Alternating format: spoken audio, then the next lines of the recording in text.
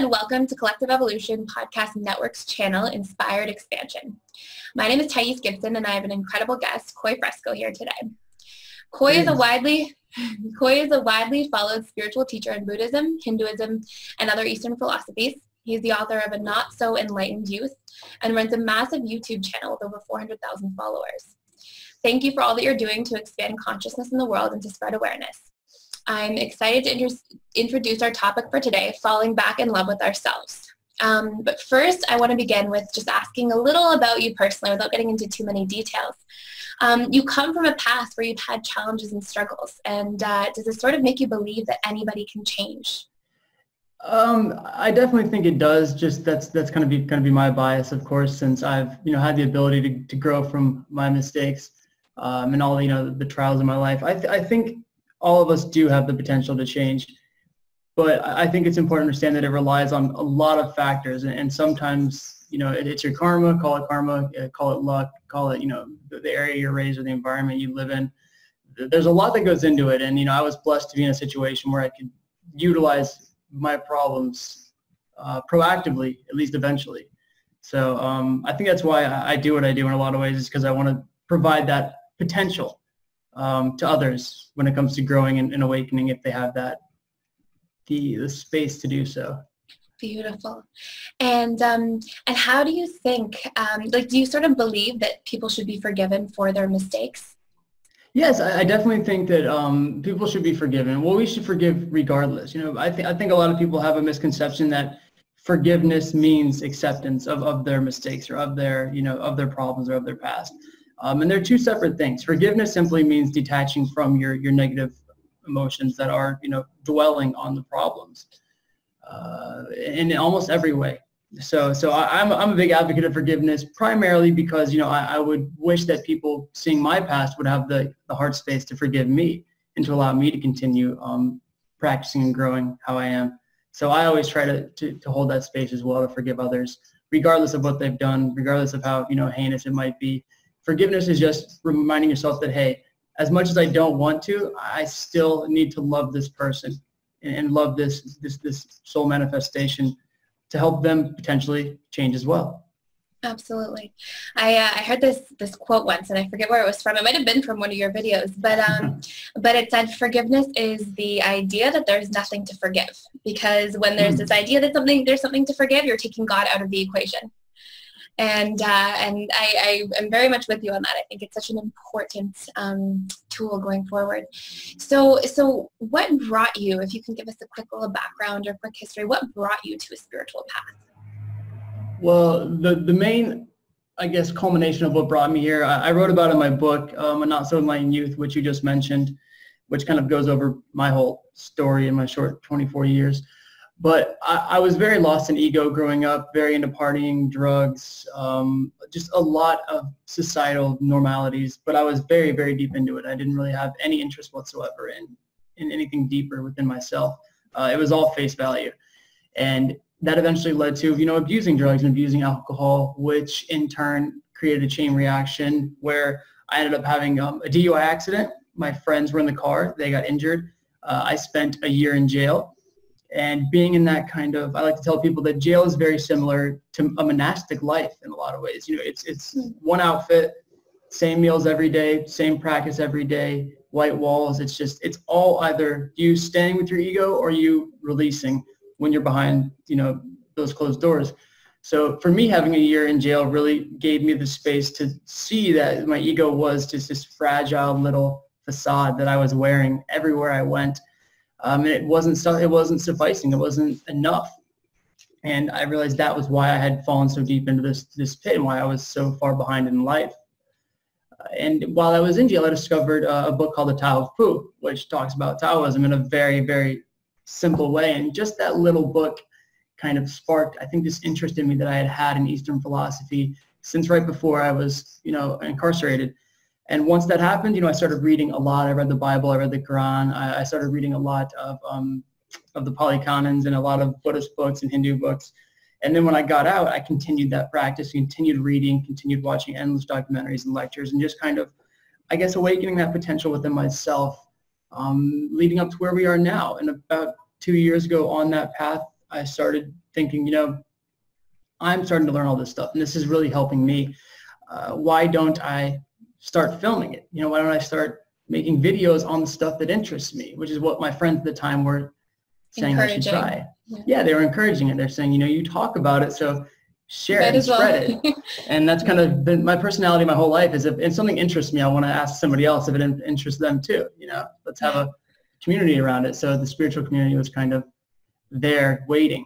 And that's what kind of, I guess, influenced me to go into teaching. And ever since then, the channel picked up really quickly, which I'm absolutely blessed by. And I just am continuing down that path of, educating myself and attempting to educate others and just growing a community around all of that. That's beautiful. And I found that, after seeing a bunch of your videos, there's some really fantastic stuff. I highly recommend people move in that direction. Just sort of any topic you're interested in, or you've got a lot of content there, which is fantastic. So, so what role do you think, self-forgiveness plays in this healing process? If we come from this space, I know a lot of people in spiritual communities that come from, or awaken out of suffering, essentially. And and what role do you think self-love and forgiveness plays in all of this? Well, one of my teachers, Ram Dass, one of my favorite, I'd say, quotes by him is that suffering is grace in hiding. And that to me that's what I go back to all the time whenever I'm suffering, or whenever people around me are suffering, is that there's always a silver lining in everything. There's grace in there. It's just hidden because we're so caught up in that suffering, whether it be the suffering of others or the internal suffering we're facing because of our decisions and what we've done. And we can either hold on to that and stay lost in that illusory reality that, oh, my mistakes are now part of this present moment, and they're always going to be here with me, just sitting on the back of my shoulders. Or we can release them, and we can kind of find that grace and that space to breathe and use them as lessons. I think that's the key, and the amazing thing about having suffering in life is that we are allowed to use that suffering to grow. We can utilize it if we awaken to it, but that awakening is, again, what takes practice, and why the spiritual path is so important to kind of work on every single day, so we can provide ourselves that clarity to actually sit back, breathe, and critically think about our own mistakes, our own past, and the ability to forgive ourselves, especially. That's it's key in liberation. And I love that so much, because I feel like that's what takes us out of that victim state. Like, I think so much of that perpetuated suffering is that, why is this happening to me? And as soon as you look for the lesson, you're almost freed from perceiving your reality in that sense. And that's what I've noticed as one of the biggest issues with the political culturalization of politics, which we're seeing all over the place today, is that capitalization on the victim role. It's becoming a market to use this victim mentality against people. And that's the opposite of spirituality, is seeing yourself as the victim. It's like, if you had kind of like a hierarchy of what mental states would be from enlightenment to the bottom would be victimization, in my opinion, because victimization is not only fully identifying with your ego, but identifying with your ego in a way that says everything else is a problem to me or is attacking me, right? I am the complete center, and not the complete center on an egoic positive level, which we see with a lot of celebrities, but the complete center on a negative level. So it's the lowest of the low we can allow ourselves to go, because we're seeing everything as an attack, and then at the same time, we're degrading ourselves, and we're holding ourselves back.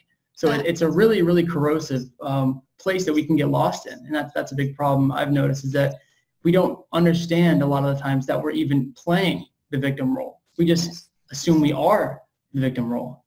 Absolutely. So what great tools, that's such a powerful point that you make. So what great tools do you suggest to people who are maybe stuck in that mentality? Because it's sort of tempting sometimes to get lost in there. So what great tools do you have for people wanting to come out of that or shift out of that?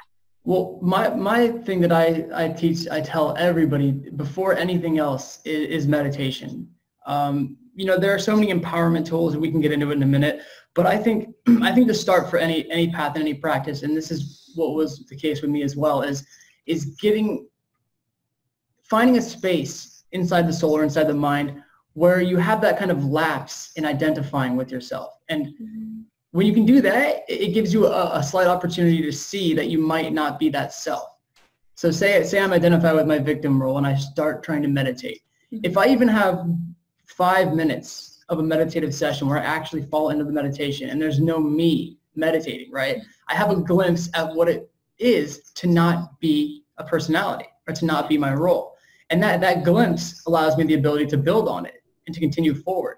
And I think it's like a lot of things, we have to have, especially in this culture, instant gratification. We need that experience, which is funny because in the Vedas, they talk often about how experience is the most powerful teacher. That I could spend hours explaining to you what fire is and what heat is and how fire works, but that teaching pales in comparison to you simply putting your hand over a flame for 10 seconds and feeling that heat. So the same thing goes with meditation. We can try to teach, and I do try to teach on, transcending the personality and the idea of your confined self as this ego. But you experiencing a meditative state for just a few seconds will do more than that, I think. And it will really give you the chance to see, oh, wow, there may be something more here behind what I think is just, me as the observer. So I always tell people to start with meditation. Before they're getting into any empowerment tactics or using the law of attraction or anything like that, try to just sit and breathe. It's the easiest, it's the simplest. And if you really commit to it, it can open up that doorway for the first time. Absolutely. And how do you think meditation impacts self-love? Oh, self-love. So because this is sort of an interesting, we almost think, I think sometimes maybe people get lost in the idea of self-love, thinking that it's like loving of the ego, loving of the personality, loving of the preferences. So how do you think meditation helps us shift out of that? Well, like you just said, perfect segue. I was going to say there's two types of self-love. Like you just said, there's ego love, which is what a lot of us first getting into spiritual practice, especially this is what Chogyam Trungpa, who wrote Cutting Through Spiritual Materialism, talks about. As when we're first discovering spiritual practice, we identify with the ego as what's spiritual, right? So if we get into self-love, we can mistakenly identify self-love as love of the ego. Which can hold us back eventually. But true self-love it's really just coming back to our natural state. Again, in Hinduism, it's known as Ananda, right? Our natural state is bliss. That is our natural state beyond all these terms and definitions and ideologies and practices. It's why little kids, when left to do what they want, are usually just blissed out. It's the natural state. It's just, wow, it's all amazing. Absolutely. Meditation, again, when you pop out of that personality identification and you fall into a meditative state, it's a blissful state. And bliss is, synonymous with love in a lot of those ways. So that to me is the key to self-love. Again, is the meditation awakens that internal and I'd say even intuitive understanding, right? It's not you saying and comprehending on a logical level, oh, this is what universal love is. It's not you even speaking it. It's just you being with it and experiencing it. And that again transcends teachings in a lot of ways. Absolutely. Thank you. And what do you think about when we have this fear that comes up? Like, let's say we come from this meditative state, we come out of it, and then we go back into the world and we have something that causes fear on an egoic level. How do we bring that knowing of that state back into our everyday reality externally? So there's a lot of ways to do it. And that's why, again, meditation is so beautiful, is that you can meditate sitting down in a quiet room, or you can practice meditation out in the world. It just depends on where you are mentally. A few ways are, again, practicing mindfulness. Mindfulness is really great. And on the simplest of levels, mindfulness is just watching you watch yourself, kind of like a third-party perspective. It's just you having a kind of extended awareness of your emotions and of your space surrounding you and your thoughts, saying, well, okay, if I get cut off in traffic, stepping back and going, me as Koi just got cut off. Why was I identifying with anger when that occurrence happened, right? What about that situation made me angry? Oh, well, it was because I find myself as important and I want to get to work, and if anybody impedes that, it upsets my ego. Well, there we go. I just discovered in 1 minute why getting cut off makes me so mad. And then next time maybe I can try not to identify with that so much and just see that, I'm not in traffic, I'm part of traffic, I am traffic. So I shouldn't see myself as just me and the important route I have as the number one factor in this traffic situation. So it's stepping back, again, outside the ego for a little bit. That's the number one step, I'd say, beginning with that process. And can I add something here, which I think is really powerful, is that every time you have something like that happen, you almost get this, you're like gifted with an opportunity. If your highest value or your space of importance is spiritual growth, it's almost like traffic's this opportunity to unwind one of your triggers or to step out of that in some way. Thich Nhat Hanh, the Buddhist, the Vietnamese Buddhist, he has a good way of saying it that really helped me a couple of years ago, and it's in his book Pieces Every Step. And what he basically says is that the way he used to get through traffic is he would see all the brake lights as the Buddha's eyes just lighting up and like shining love onto the world. So for him, once he started seeing it that way, he could never get upset in traffic because it was just the Buddha awakening everywhere. It was just him waking up and 100 different cars all in front of him. So he was just blissed out the entire ride. I love that. Another method I would suggest people, which is what I use a lot, are japa beads. I don't know if you have mala beads or japa beads, but this is what they look like. So little beads. You can get hand beads to wear on your wrist, or to keep in your pocket, or ones in necklaces or japa bags to wear around your neck. But you just kind of run them through your fingers, and with every bead, you can either say the name of a deity, like Krishna or Rama, or you can just have a mantra to yourself, oneness, oneness, oneness, oneness. And then as you're walking around, fiddling with these beads, it's just you bringing yourself back to a state of this moment. Yeah, of alignment, of just being here with what is going on. How can I be upset at anything if I'm just, reminding myself every 2 seconds that I am all of this? So it's that repetitive state. And the more you do it, the more it starts to integrate with your mind when you don't have the beads around. So it's a great tool, and I love using it. I carry around hand beads in my pocket almost every day. That's beautiful. And then everything's this opportunity. I love that. I think that's fantastic. Mm-hmm. So let's talk about awareness and how awareness is important for self-love, for openness, for change. Do you think we can change without awareness? In what sense? So let's say that you have a repetitive pattern or cycle. Yes. Let's say somebody notices that they have this repetitive pattern or cycle. At that point, what can we do to create change of these cycles that we don't like, or these blocks that we have? Well, I think we just said the important part is the change requires an understanding of what there is to change or what we need to change. So we have to isolate the problem in a lot of ways. So what would you say to somebody who, let's say they keep going through the same pattern over and over again, and they catch this happening? What would you say is the next step, and what suggestions do you have to move through that? So what I would say kind of goes back to what I was saying with before of kind of the third party perspective of understanding where that issue is stemming from. What I do and what I suggest people do is I have a journal. This is just funny. All this stuff is on my desk. Right there. But yeah, so what I do is when I'm facing a problem, right, when there's a block, when I can feel myself out of my element, essentially, I'll write down what I'm feeling and where I think it's coming from in that moment. I'll write it down. I'm feeling this way. This occurred at this time. Give myself a little detail. Mm-hmm. And then later on that night, or maybe the next day, I'll open that up and I'll read it, and I'll try to think about what in that situation, what during that occurrence was causing me to, feel these ways, or to fall out of my practice, or to kind of lose myself in my ego. And it's kind of Freudian in a way. It's us kind of trying to pull from our unconscious these subconscious cues that might be manifesting within us and influencing us in a way we don't know. Because again, to cultivate that awareness, we have to understand the root of our problem. Right, you can't pull out all the weeds just by picking their leaves off. You got to get that root and really rip it out. So it's about finding where that rooting is, and that can take time, But that's why, again, that mindful practice is so important, and I think it helps to write these issues down. And absolutely, for me at least, the writing down of issues is another great way to get past that ego block, because it's you admitting all your issues all the time. It's not you saying I'm fine or I'm okay and just brushing it off. It's you saying I'm really pissed off right now. I feel like crying. What's going on? And you're just draining these emotions onto that page so you have the ability to look at them later. And I think, and forgive me if I'm a little off here, but I think that a lot of people, once you get into the spiritual field, I notice this, and with a lot of people I've interviewed, it's like everybody's still a human being. Yes. Like we think, you get to this space and then you run out of problems, or you've done enough work and that's it.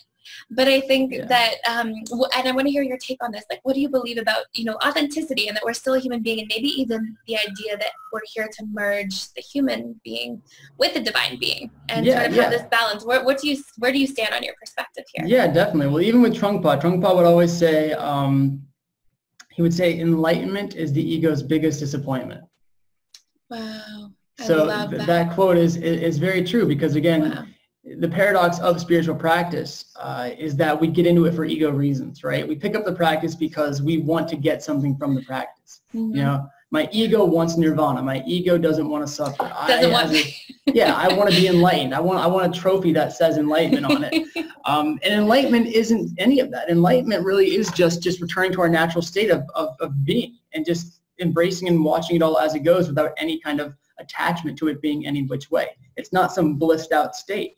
And that's where a lot of people get wrong, is they teach this in the Vedas too. It talks about, look, the whole essence of spiritual practice is to be able to experience the human experience fully while knowing you're the eternal. The actual quote in the Vedas is kind of translated to, what is it? It's knowing that you are the eternal while embracing that you are also the ephemeral, right? So you playing out the human role while knowing you're not just the human role. That's the whole point of it all. And that's why the Buddha was so inclined to follow the middle way. You know, he was saying, I don't want to be a hedonist. I don't want to be, you know, out in the world fornicating endlessly and losing myself and my ego. But I'm also not trying to be, you know, a complete austere, living in the woods doing nothing and interacting with no humans because I'm trying to be so much the universe, I forget my human nature. He saw both as equally just too much.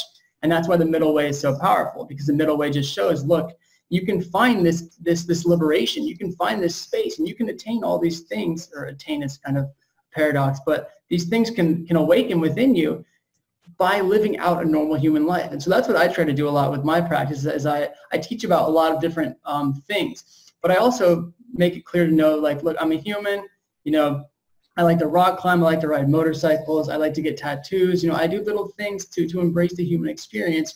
But the key to that is just embracing that human experience while being consciously aware as often as you can that you are the eternal, that you are the divine incarnation of allness, just manifesting as the Atman. And in Hinduism, they call it that. The Atman is the internal Brahman, right? Mm-hmm. The singular soul playing out the singular soul and having to re-understand or reawaken to the fact that it is the whole. It's remembering, essentially, which is why all spiritual practice is just, I like to say, steps towards steplessness, right? It's us taking steps until we realize that it was always right here.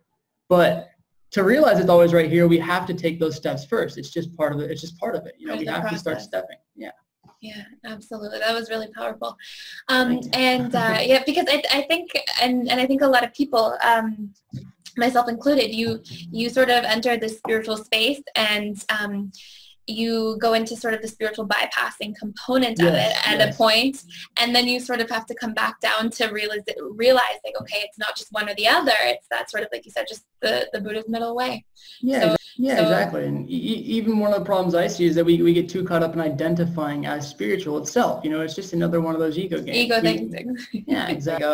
And that's what I noticed. You know, I'll have people that are uninformed watch my videos and go, oh, he's trying to be a guru. He's trying to be some famous spiritual teacher. And it's like, well, no, I'm just a 24-year-old trying to share my experience, my understanding. You know, whatever you want to define, any defines, that's all personal. You know, I'm just here as an organism trying to help other organisms. So it's important not to have those expectations, especially for yourself.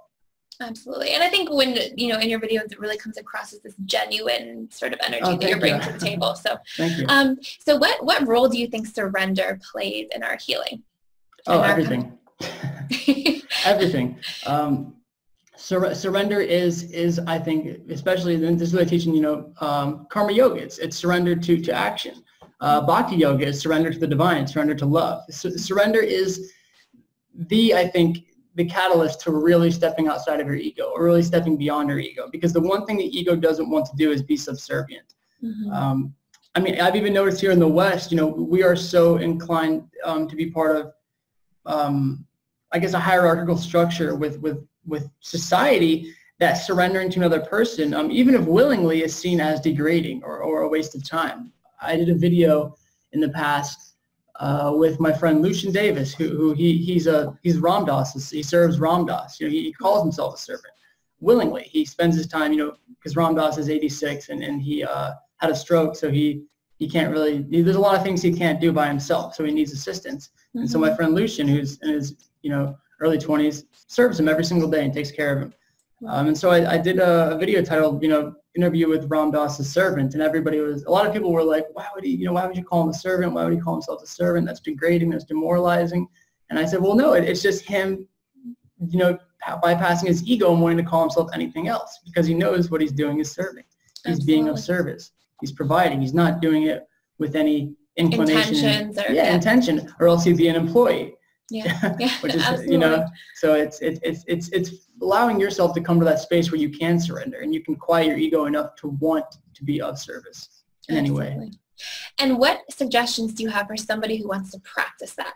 Because I think a lot of people maybe will hear this and be like, what does that even mean? So what do you suggest for people in that space? So Maharaji, who is Ram Dass's guru, would always say the path to enlightenment is to love and feed people.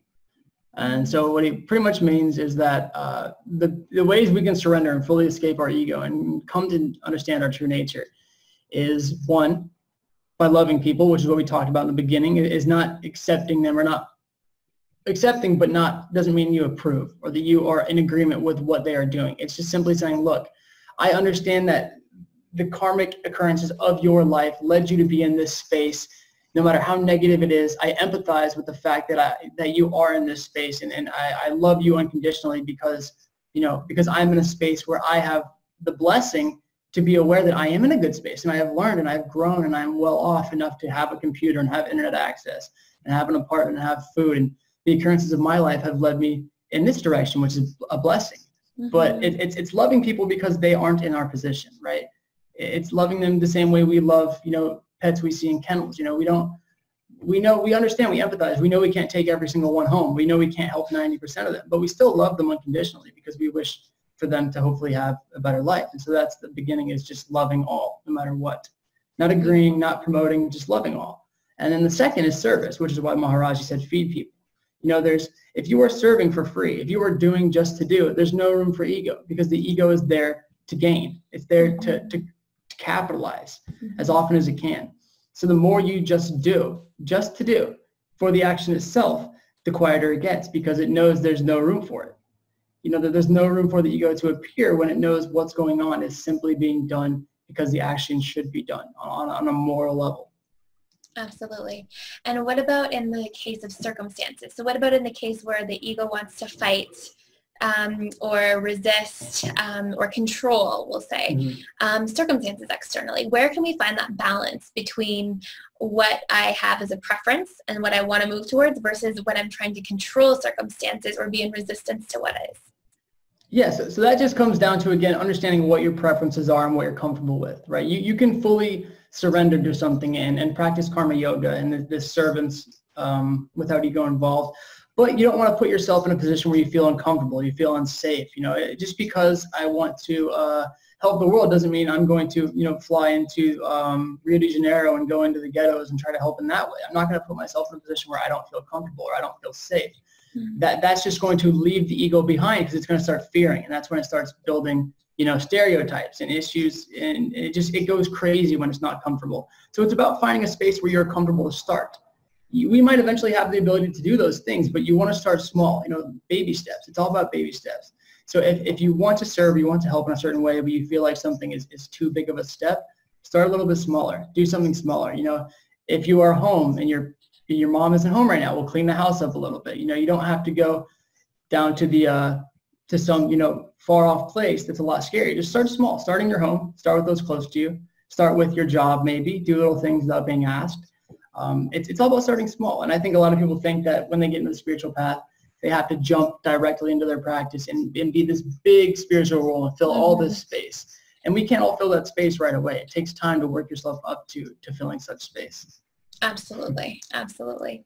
So I've heard you say that our esteem or our confidence in what we can do is based on ego. Yeah. Or based on the limited version of ourselves. Can you explain this a little bit more? Because I think maybe people who are working with this self-love space are, a little bit in, okay, what's the difference between feeling worthy, and that's its own sense of self-love, versus like, do we even need to feel worthy? Like, where is that just ego, another layer of ego? So what does this mean when you say this? Well, I think there's a difference between confidence and essentially seeing yourself as better, right, than others. Confidence should be completely personal. Me and my awareness that I think I am worthy and able to do certain things, right? I am confident that I can walk from here to the supermarket. That's confidence, right? I think intuitively I have the ability to do something before I do it and when I'm doing it. That's all it is. And that's different than thinking, as I'm walking to the supermarket, I'm a lot better at walking to the supermarket than other people are. I'm getting here a lot faster than most people probably do. I bet my stride looks better. So it's different. There's a difference between being confident and then having that, there's a word for it, I'm lost. Like cockiness in a sense, or yeah, like, exactly. Arrogance is the word. So that is what people get confused about. Thank you. There's a major difference between confidence and arrogance, but that line can be very thin. I think a lot of people think that by being confident, they become arrogant, because as soon as you start being fulfilled by yourself, your ego wants to start comparing it, right? As soon as I am confident in my abilities, my ego wants to reinforce that by looking at others and putting myself above them or in front of them. And that's just how the ego works. As soon as it has an idea in its head, it goes, all right, let me reinforce this by making sure that I am, better than it. And the only way to reassure that is to compare. And those comparisons are what take us away from confidence and place us in a box of arrogance. But confidence is very necessary. You especially spiritually, it's going to be hard to grow if you're not confident in your practice. That's what faith is. Faith is unending confidence. Belief is unending confidence. So that's really what it boils down to, is understanding the difference there. And so if somebody's in this space where they catch themselves comparing, let's say, what can they do to come back to a less egoic space? Yes, so that's just the practice of catch and release, right? Catching yourself comparing, going, oh, there I was. There's the ego comparing again, but I don't need to compare because I am worthy, I am whole, and then returning to that wholeness. And that's all it really is. It's called catch and release. It's the simplest spiritual practice. And it's what you'll see. It's the reason you see so many gurus or teachers that have been teaching for a long time in this space of kind of not being unaffected by everything, but being at peace, is because every time anything egoic comes up, they catch it immediately and they let it go. They're just always catching and releasing 24/7. And so it seems like they're always just in this perfect space of alignment. And that's kind of what it is letting these releases happen instantaneously. Wow. And do you think that doing that, I think that's fantastic. So if somebody's doing that and really committing to that practice and almost nothing else, you could just be in a state of always being like not identified with your thoughts and always being in alignment or in an enlightened space because you're instantly catching and releasing. Is that what you mean? That's pretty much the practice. But that's the thing, is there's so much other things going on in life. It's very hard to stay in that space. It's very hard to stay in a space of catching and releasing 24/7. Yeah. I mean, even me, I'll post a video sometimes and, I'll check it an hour later. And the first thing my ego says is, that's not getting as many views as normal. Or, I got a couple of dislikes. And it's so easy to let your brain really instinctually just manifest these negative things. So that's what practice is it continues to, even before you start having those thoughts, releasing. Absolutely. So it's a beautiful practice. But it can take years and years and years to master catch and release. Yeah, but it's very powerful. Yeah. And what about self-criticism? How can we do something here with self-criticism? So I've heard in places, I've heard in research studies that it takes, between people in relationships, for example, if somebody says something negative to somebody in a relationship or hurtful, it takes 4 positive things to balance that out or to equilibrate that. And so if we have that sort of state, how would you imagine, or what do you think that impact is when we are criticizing ourselves? Go ahead. No, go ahead. That was the question. I think criticism is a slippery slope, because criticism can easily just be self-degradation. And so it's hard to see, where I am working constructively on myself or whether I'm just saying things to myself, because it's easier for my ego to be mean to itself than to sit in a space of unknown. And so if somebody's in that space of being self-critical, they have a lot of negative thoughts towards themselves, what tools or what do you recommend in terms of empowerment to sort of shift them out of that space? Well, 2 things. Again, first being, of course, meditation. Meditation takes us out of that role player idea at all. So we become less focused on criticizing the role that we are manifesting. And the second just comes down to mantras. Affirmations in a lot of ways, as kind of mainstream as they are very powerful. Affirmations are a great way to change the neurochemistry of our brain and shift the way we think and how we think and how we go about thinking. And that's why people do and are now, picking up on affirmations so much, because they're empowering. They help us, start hardwiring into our brain this space of empowerment instead of this space of wanting to just consistently criticize ourselves. And those you can find everywhere online. I've done a couple of videos on what I think are the most powerful affirmations, but there's endless affirmations that can apply to you, and they're all individual, and depending on what you need to hear and what you need to know for yourself, that's how you can kind of, I guess, discover what affirmation works the best. Beautiful. And what about in terms of, like, how do you think we are impacted internally by criticizing outside of ourselves, by criticizing the environment, the political system? How do you think that impacts us, not just on an egoic level, but in our spiritual growth? Well, I think the problem, I guess it's a double-edged sword of criticism, because it is necessary in some aspects, especially living as part of the world. But again, it creates a dualistic system of living, right? So it always, when we're criticizing other things, it becomes me versus them, which can be really, really harmful to spiritual practice, which is trying to transcend that dualistic notion of understanding and living at all. Mm-hmm. So it just comes down to understanding where you're placing your focus and what you can do. I had somebody ask me at a lecture recently, they were being overwhelmed with negative thoughts and being upset by all the political stuff going on and everything going on this global level. And all I could say was, look, you're not the globe, right? You're not the whole world. You're reacting for the whole world, but we can't do that. All we can do is react personally. Mm-hmm. And that personal reaction should be based on what we can do personally. I can't change the whole world by myself tomorrow, mm-hmm. but I can do my part. And if I'm doing my part while a million others are doing their part, we create that collective change, that global shift. And that's where our focus should be. That's the problem with mass media, is that we get caught up with viewing life from this space of everyone. Yeah, everyone, yeah. Right? My reaction is the same as everyone, or this is a reaction that everyone has, and it's our assumptions that lead us to be bigger than we are. So it's just about, I should only be criticizing and warning about what I can personally do. Anything else is a waste of time, quite frankly, because it's a space where we can't influence. We can only influence in the personal sphere. So our worries should be focused on that personal sphere as well. Absolutely. And do you think that by coming back to our personal sphere, that's how real change happens? Because if mm-hmm. each of us takes full accountability for our space, that's how really the collective changes. I think sometimes we have this idea, maybe from like the media or superhero movies that we grew up with, or whatever it might be, that somebody's going to come in and one person's going to come in and save everybody. Mm-hmm. And we sort of displace the power outside of ourselves as soon as we get caught in that sort of way of thinking. And so what suggestions would you have for people that are maybe expecting things outside of themselves? Like, do you think on some level everything outside of us is just a reflection of what's happening inside of us? Yeah, well, our perspective is it's just projection, right? It's just projecting what we want or what we think is going to happen. So a lot of the time, I think the reason we think that way is because it's easier, right? It's easier to think someone else is going to come and save the day than to focus on very, very intently on what I need to do every single day to make change. Because if I think that way, I can just go, well, I'll do these little things. I'll do a little bit here and there because someone else is going to come and fix it all. And that's just the ego, again, masquerading as this little spiritual entity trying to be kind of spiritual.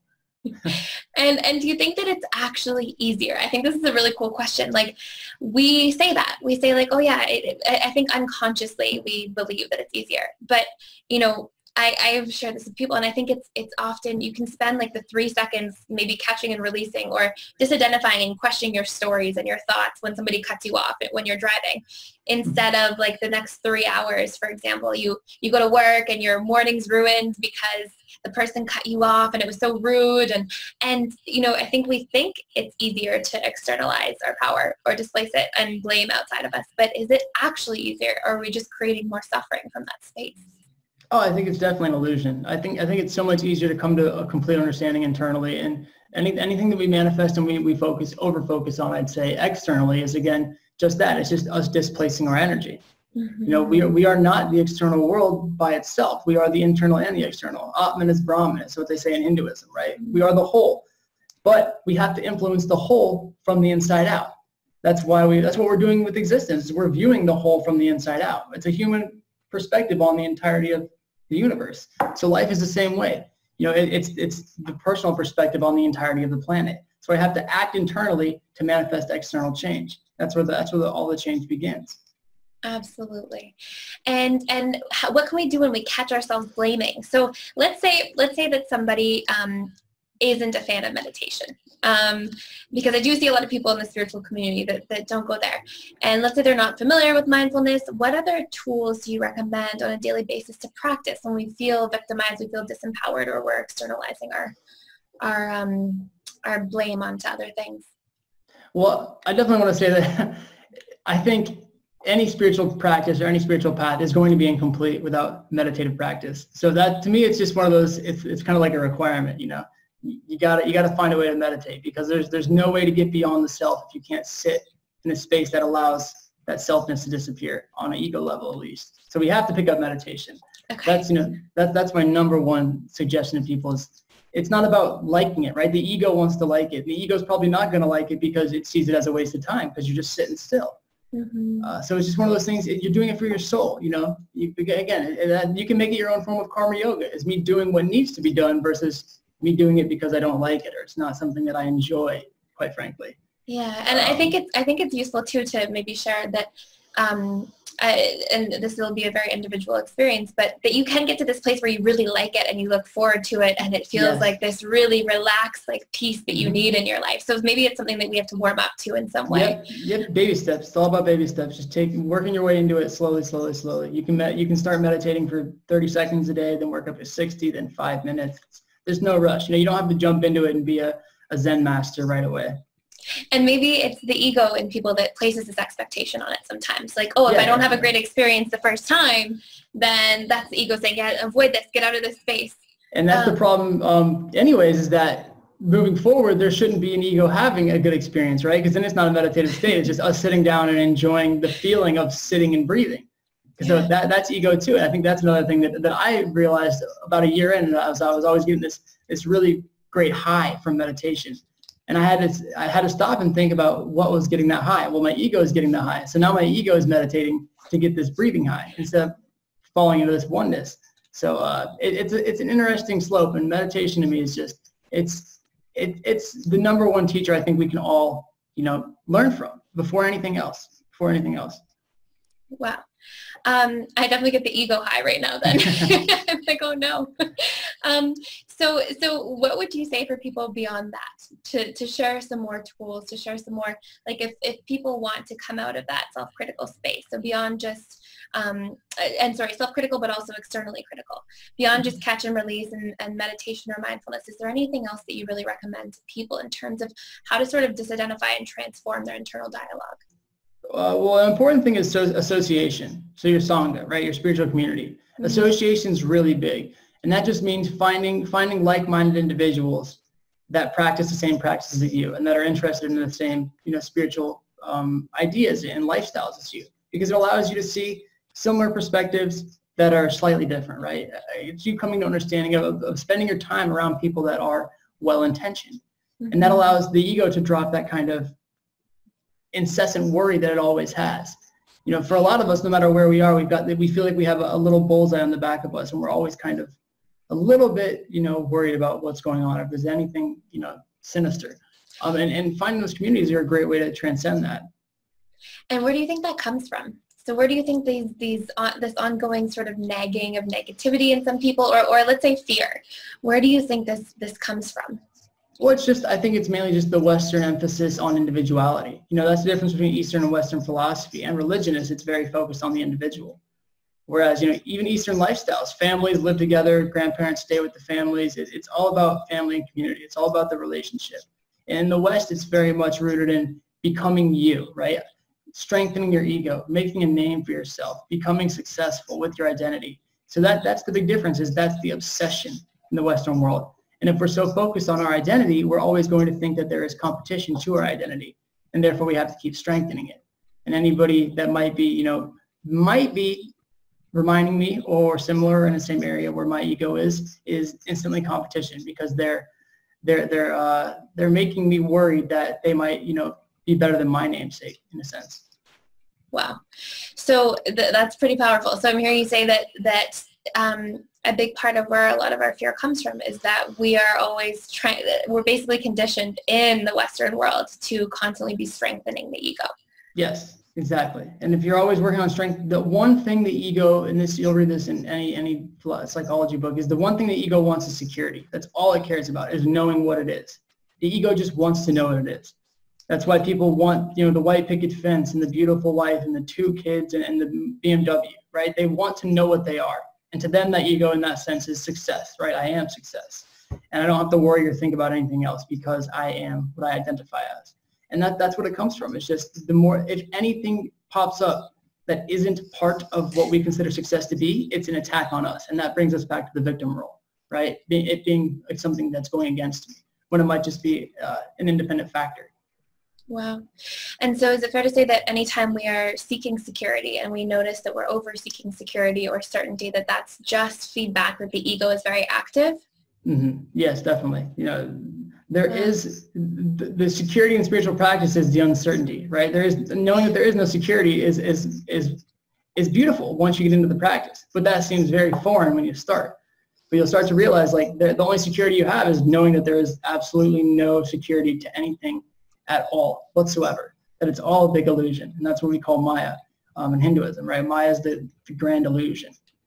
All of it, everything we see, especially on a material level, is just completely illusory.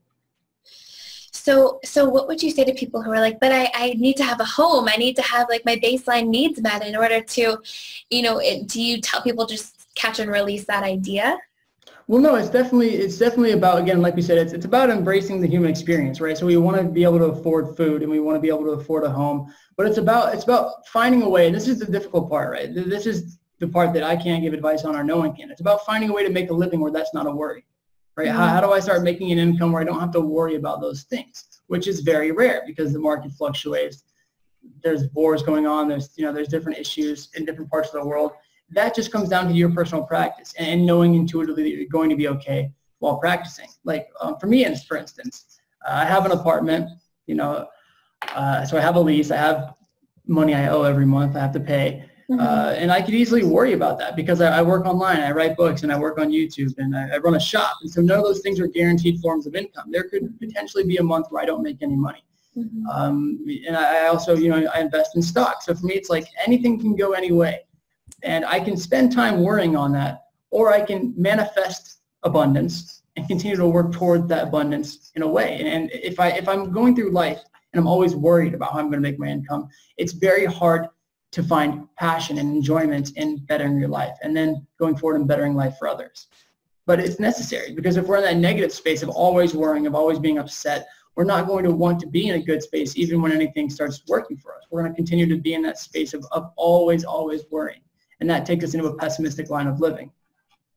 And do you think that the universe or God or whatever we want to call it almost supports abundant thinking? In a sense, because and how that sort of works with our spiritual growth. Like from different things I've heard from you or in general, it's sort of like when we stop worrying and we release some of that stuff, that's actually when we tend to actually attract the most abundance. It's almost as if the universe is set up so that abundance comes to us more so when we're on a spiritual path.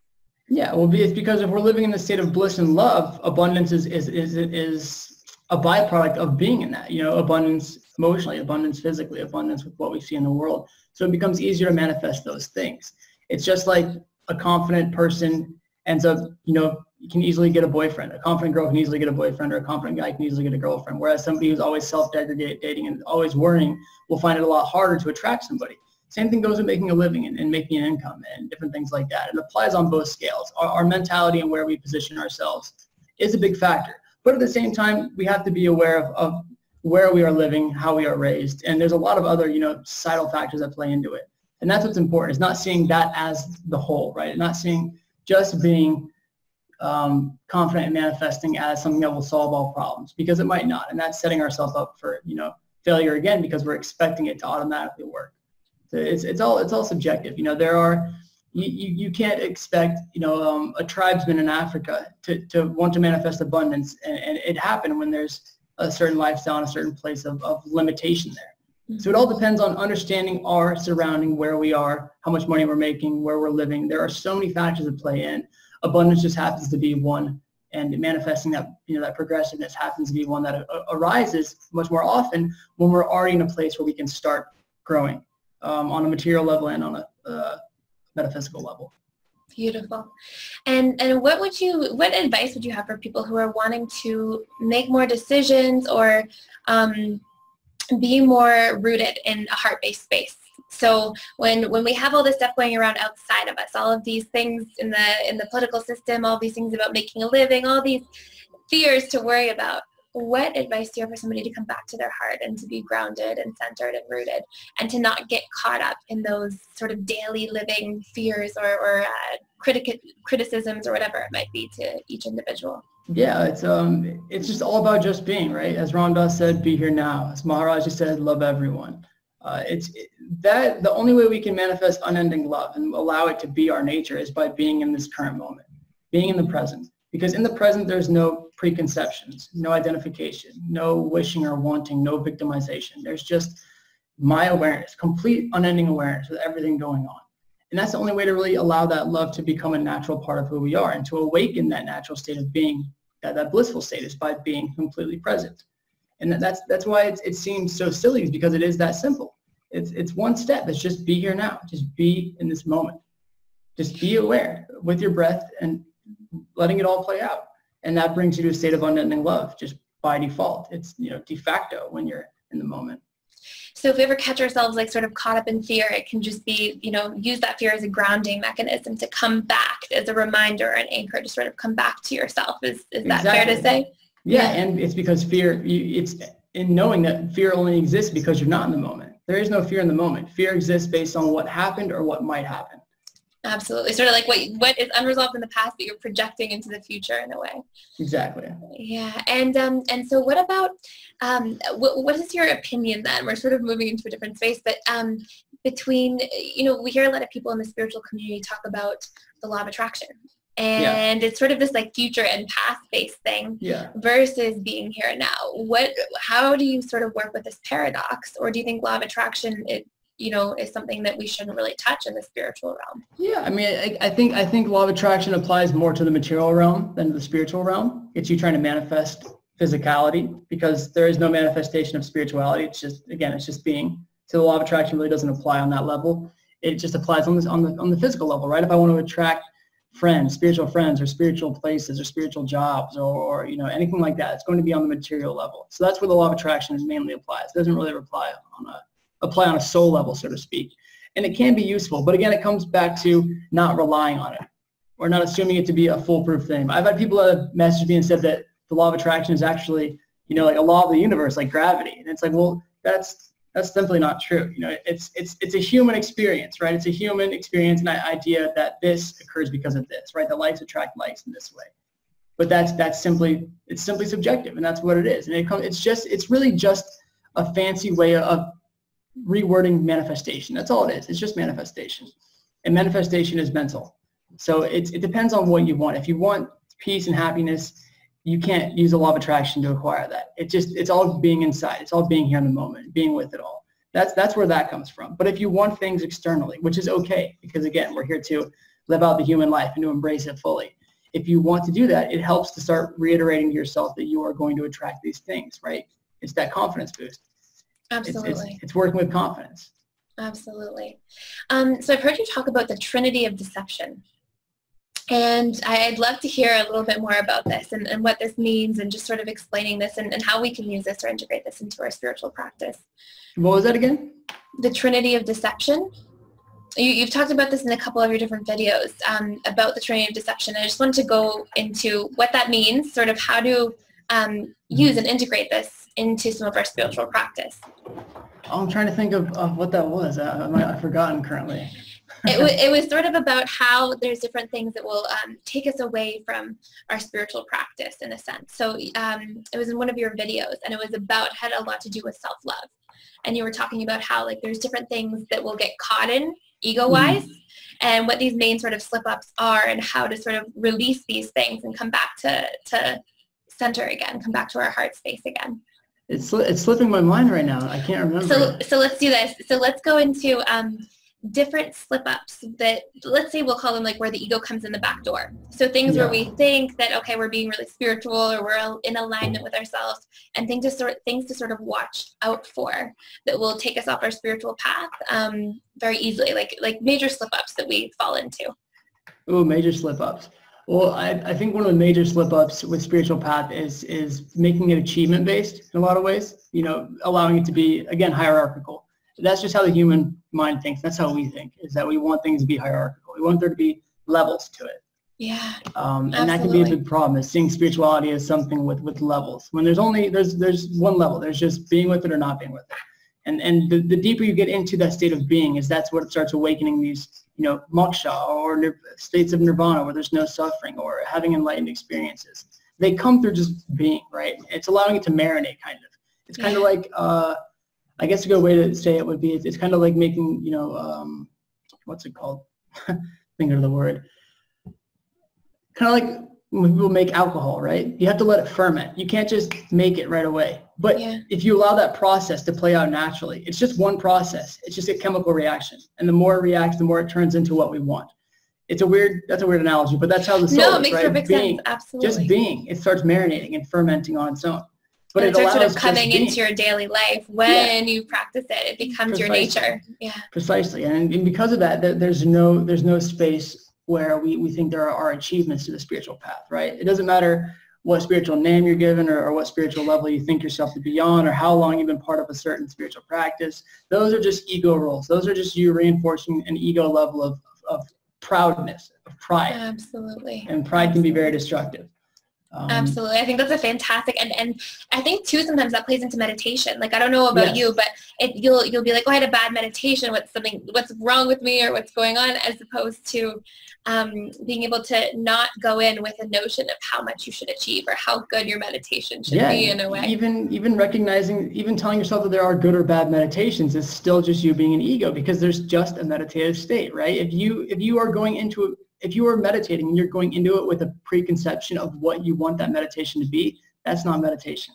That's you saying, I want this sit-down session of breathing to feel really good. And it's completely different. It's still rooted in thought. Expectation. Yeah. Exactly. It's still rooted in thought. And that's a big problem. And that's what Ram Dass talks about often, is you'll notice, he says the same thing, you'll notice that these practices and this meditation, as soon as it starts becoming comfortable, switch it up.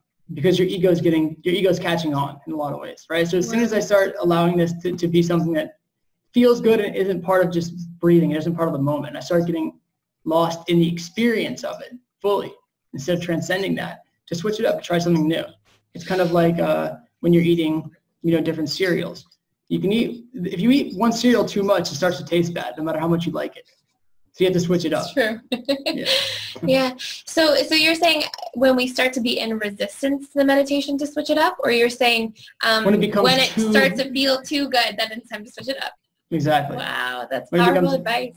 Yeah, when it becomes too I guess sensual, too experiential. Because now the ego's like, oh, I like this too. And now your ego's identifying with that practice. Is that what you're saying? Exactly. Wow, very And start sitting down with it. And that's spiritual materialism, is you not recognizing your ego when it infiltrates your spiritual practice. Because it's very good at hiding. Yeah. Very good at hiding. So what other places do you think it hides like this, like sort of comes in the back door this way? How can you share with people to be aware of these different spaces? I'd say the other place it hides is in our practice, right? It's in the philosophy we practice, because we get very identified with our practice. And I've noticed that the biggest problem is people become elitist. We become purists, right? If I'm practicing Theravada Buddhism, any other form of Buddhism is now, I look down upon it, right? Because I'm a Theravada Buddhist. Or if I'm a Vaishnava, which is, a lot of my friends are Vaishnava, which is the Hare Krishna movement, they worship Krishna in Hinduism. Mm-hmm. A lot of people think that anybody who's not a Vaishnava is just on a lower level of Hinduism, right? As if there's levels to it. And that goes down to you identifying with the spiritual role you're playing. It's just like when you have a job, and you say, oh, well, I'm the manager and they're just a cashier. It's you allowing yourself to add levels to something that doesn't have levels to go up. So it's allowing yourself to avoid that. It's not getting upset by other practices being different, or not wanting everyone's practice to be your practice. Absolutely. And that's the problem with most organized religions, is they want somehow everyone's practice to be identical, which isn't the way that the human experience works. There's 7 billion unique personalities. There's not going to be 7 billion identical spiritual beliefs. Absolutely. So is it fair to say that sort of loving ourselves has a lot to do with being open to everything, not just within ourselves, having a bad day of meditation or something of that sort, but also within other people and being really open to that. And that's what being love is, just like we said with forgiveness, it's just not agreeing, but just being aware and accepting. That's what self-love and true love is I have my practice and I am aware of it and I love it and I love you and I'm aware of yours as well. It doesn't mean I agree with your practice, but I see that you are practicing. Absolutely. And that's the big difference, is not trying to convert you to my practice. Even in karma, the idea of karma in Hinduism states that you're not supposed to try to influence those who don't want to be influenced, right? You want to help those who seek help. Absolutely. You don't approach people on the street and try to force them into your views. You just kind of sit there, and if people want your help, then you give it. It's you assisting when the universe asks you to assist. It's not you trying to force anything upon anyone else. And that's why I think the internet's so great, is because we can just put this content out there and whoever wants to pick it up can, but we're not trying to, push it on anybody. Absolutely. And what do you think about anything outside of ourselves anyways that we're sort of attracting into our reality? Is that mirroring some part of ourselves unconsciously? Yeah, could you ask that question again? Yeah, so let's say that we see something in our external reality that we don't like, okay, that the ego is in resistance to, like somebody having a different spiritual practice, for example, or something that goes against our beliefs. Is it fair to say that on some level we're attracting this experience for us to learn something about ourselves, that this is mirroring an unconscious or unintegrated part of ourselves in some way?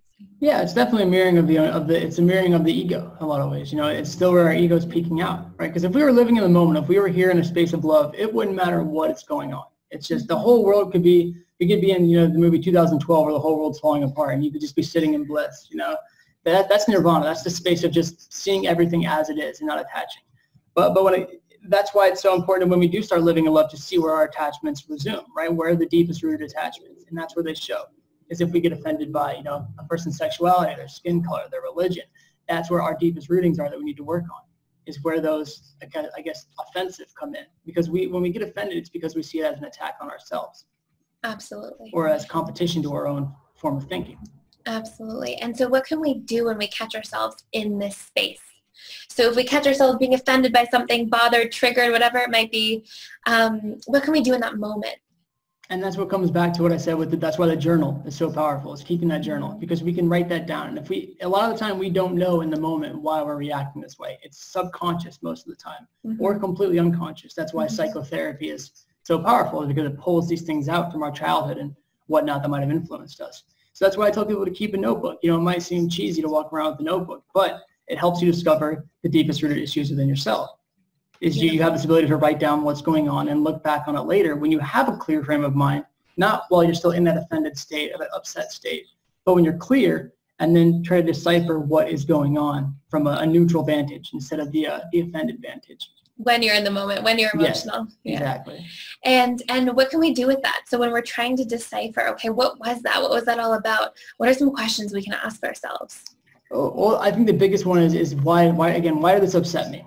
You say, why does it upset me? And you have to sit with it, because the answer is not going to be always obvious. What about this situation might have upset me? What is this situation? It's breaking down the whole of what was going on. Again, so if I got upset in traffic, I'd say, why does traffic upset me? Why am I not upset waiting in line at the grocery store or waiting in line at the post office? Why does traffic upset me? Well, it's because maybe my focus is more so on getting to where I'm going in the car, right? I'm trying to get somewhere faster. So I'm more adamant, I'm more agitated in traffic. There's one thing I've just learned now, that my most agitated state is probably going to be when I'm driving, which is the case for most people. And then we go, okay, well, what about this person cut me off, got mad? People get in line in front of me sometimes. Why does this affect me in traffic? Well, because again, since I'm in my car, I'm in my space, going to my place. Well, now it's more important, right? My ego is seeing traffic as something that should move for me versus me moving with it. And so it's just slowly breaking down the whole situation and trying to ask yourself every question you can about it to discover and isolate that problem. It's like playing that guessing game that we played as kids, where they flip the heads up and you have to guess which head it is or which person it is. You know what game I'm talking about. You kind of have to ask them, do they have glasses? Do they have glasses? Do they have purple hair? You know what I'm talking about? Yeah. I So played that in French like class as a kid. Yeah, exactly. Yeah. So it's just you asking it's like playing charades with yourself, right? Asking every question you can until you start finding out where those kind of pings are, right? Where you feel the emotional pulse. And that's where you can start identifying where the problems start. So really, really digging into it, like really taking everything and peeling back the layers. It's you being your own therapist in a way. Yeah. Yeah, absolutely. And I think that's so powerful. And what do you think the difference is between people who are, let's say, unconditionally accepting and loving towards others versus those that are not, those that are still being conditional in their acceptance of themselves and other people? Well, it just comes down to, again, realizing what conditions, right? What conditions are stopping me from becoming or allowing myself to fall into the space of unconditional love? Because those conditions are just, again, ego conceptions of how it should be, right? Expectations. Conditions are just expectations waiting. And that's really what it comes down to. It's just finding, okay, what are my conditionings, right? If I'm happy with everything, and then one little thing upsets me, where am I conditioned, where have I been raised to see that there is a problem there versus with everything else? And then the thing is once you can see that, you realize that it's not a problem. It's just your ego attaching to what you assume a problem to be. Beautiful. It's illusory. Absolutely. And so if somebody's on their spiritual path, and let's say they're coming from this space of feeling, let's say they're new to this whole space, and they've realized a lot of things and had a lot of new awarenesses, and some things are really powerful and transformational, and others are, inducing a victimhood state. What advice would you have for these people who are trying to sort of get back into a heart-based space and to feel empowered on their spiritual journey? What are the best tools or tips or pieces of advice that you have? And I know meditation is going to be one of them, but beyond just meditation. Oh, issues lie, right? I lost you for a second. Sorry, what was the last part? On to researching where your issues lie, right? If I'm attached in a certain way, trouble getting over prejudices, well, I should start researching this area, reading books on this area, right? I should start reading spiritual topics on this, on body image, on identity. Do you mind repeating that for a second? You cut out I lost you for a minute there. It kept freezing. Oh, no problem. Okay, one second. Let me make sure it's not on my end. No problem. Okay, cool. Everything's good. All right. Awesome. Perfect. I think I have to go to in about 10, 15 minutes. If that's We're all right. We're good. This is the last little wrap up. Okay, cool. Yeah. Perfect. Yeah, but I was just saying that it's about researching and diving into where your issues lie in your areas, right? So for me, for a lot of time, starting, it was getting angry at other religions, right? Because I found Buddhism and its practices the most meaningful. So I'd get angry at Catholicism and Christianity. And it was my unacceptance and unwillingness to change in that moment, in that regard. So it took me doing more research on these topics of different religions, of different practices, of opening up to that. So it's about just isolating again, when we come to isolate and we come to see what issues we might be facing, doing research on that specific issue, reading books, watching lectures, finding what about that issue made us tick, and then how we can kind of cease it. But that takes focus on that isolated incident or issue. So sort of what you're saying is when we have an inner conflict or any sort of conflict, we want to sort of understand it better, because of the only thing that really substitutes for conflict is that understanding. Yes. When we can understand, we can release. We can't release if we don't understand it. It's just going to always be in the back of our mind. We have to come to fully understand it, and then we can let it go. Absolutely. That's really powerful. So to really make sure that whenever we have something that we're conflicted with, it's okay, here's a piece of you that's unintegrated in a sense. And it's to come to that understanding or awareness. And it's getting outside the ego and saying, okay, I have an issue with this piece of me. Let me really look at it, right? I don't want to hide from it. I don't want to hide that piece of me under the bed and act like I'm fine. It's me actually looking at it and actually, taking a deep, long look and coming to understand what the issue is with that aspect of myself. And then you grow, you grow because of that. And once you come to understand it, it ceases to be a problem. It returns back to, the whole. Absolutely. That's beautiful. And so what main piece of advice would you have for people who are on a spiritual path right now, who are just opening up and new to this whole journey? What main piece of advice do you have to give to people? My number one piece of advice is just to take your time. I think far too often when we discover spirituality, we want to watch every spiritual documentary that exists, right? We want to read every book. We want to decide, this is what I am, right? When we get spiritual, we go, this is what kind of spirituality I am. And that's just the ego wanting to understand what it is. But that's not what it's about. Just take your time, take baby steps. Don't assume, the first 3 books you read are going to dictate your beliefs for the rest of your life. Just stay open. And that's the problem. Again, we treat spirituality a lot like religion. If we find something that works, we want to identify with it. Our ego wants to say, this is what spirituality I am. Don't allow yourself to do that. Don't pick sides. People ask me what I am, and I say, I don't have an identity. I practice Buddhist philosophy and Hindu philosophy, but I also live in the material world and I do physical things. So I'm just integrating a ton of different practices that work for me. The Buddhist teachings, Advaitic philosophies, but I don't identify as one or the other. It's just I'm using what works for me right now to help others the best way I can. And might my views change in the future? Possibly, who knows? And that's why it's important not to identify. Because as soon as we start identifying, if we find anything new that contradicts it or goes against it, it's going to hurt our ego. It's going to be hard to do because it's defacing our identity. So don't identify, take baby steps, take your time. There's no rush.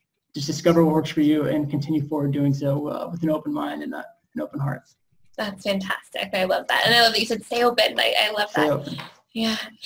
So what's coming up next for you? What big events do you have? Well, right now I'm doing my second book. I will have a small book, very small, maybe 100 pages or less, on meditation, a manual for meditation, coming out in the next couple of months. Fantastic. So if you just follow me on social media, Instagram, Twitter, YouTube, Koi Fresco, it'll all be there. And then I'm also currently lecturing bi-weekly at the University of Southern California. Wow. We have a meditation club every Monday night. And so our space can hold a couple hundred people and it usually fills up. So if you ever want to come out to do that, or anybody does, just follow on Instagram. It's called USC Meditation. All the details are there. Anyone can come. You don't have to be a student. You can be any age, any denomination, anywhere. Just come to USC and join in our meditation and our yoga and our lecture club. And it's a lot of fun. A lot of people show up and there's a lot to learn. That's really what's on the plate right now. And then the last thing is this is far off. This is in May, but I'll be holding a 3-day workshop at Shakti Fest in Joshua Tree. Beautiful. So, Beautiful. That's just down the road if anyone's going. And your website is, what is the URL? koifres.co, KOIFRES.co. Perfect. And that's just I make kind of handmade jewelry, and I offer personalized advice, one-on-one sessions if anybody ever needs that. So all of that's available on my website. And I also have free guided meditations on my website as well if anybody wants to download those. Awesome. Awesome. Well, thank you so much for being here today. And thank you for everything that you do to spread and expand consciousness. It's greatly appreciated. Thank you so much for the beautiful, beautiful interview. It was very thought-provoking. Thank you. Thank you so much.